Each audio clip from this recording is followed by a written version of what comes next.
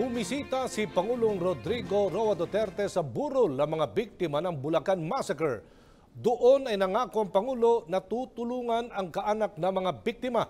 Tiniyak naman ni PNP Chief Ronald De La Rosa ang pagbibigay ng hustisya sa mga biktima.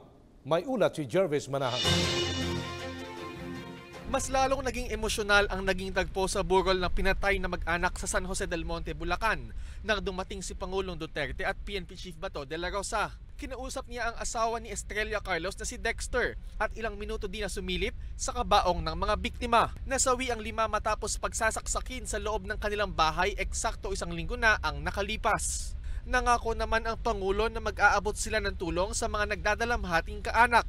I think NHA offered a housing unit for him. He gave something like 255,000 and 20,000 and give him a cell phone. I told him that if there's anything that you would need and if you think that I can help, call me. Ang PNP na daw ang bahalang manguna sa investigasyon pero hindi napigilan ng Pangulo na maglabas ng galit sa mga salarin ng insidente. Basta pagdating ng panahon, magkita tayo, patay ka. Hala ng human rights niyan, sila na ang umintindi niya. O sila siguro gusto maging maghawak ng anti-drug. I am willing to let go altogether my particular duty in reference to drugs. And I can give it to them. Nangako din si PNP Chief Bato de la Rosa na ipagpapatuloy ang pagsisiyasat sa kaso hanggang hindi nabibigyang hustisya ang mga biktima.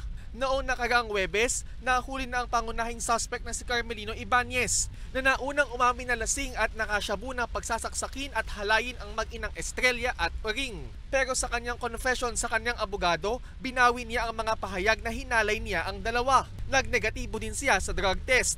Samantala, isang lalaking kinilalang si alias Ingodi na isa sa mga persons of interest ang pinatay kaninang umaga. Natagpuan ang kanyang katawan sa San Jose del Monte na may placard na may nakasulat na rapist at addict ako.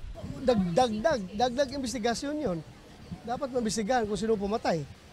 Sino pumatay doon sa isang person of interest. I am directing the RD to expedite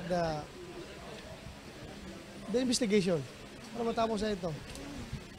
Anyway, medyo sufficient naman yung ginagawa nila. 2 lalaki pa daw ang idinagdag nila sa kanilang listahan ng persons of interest. Ililibing na ang mag-anak bukas ng umaga. Para sa Bayan, Jervis Manahan.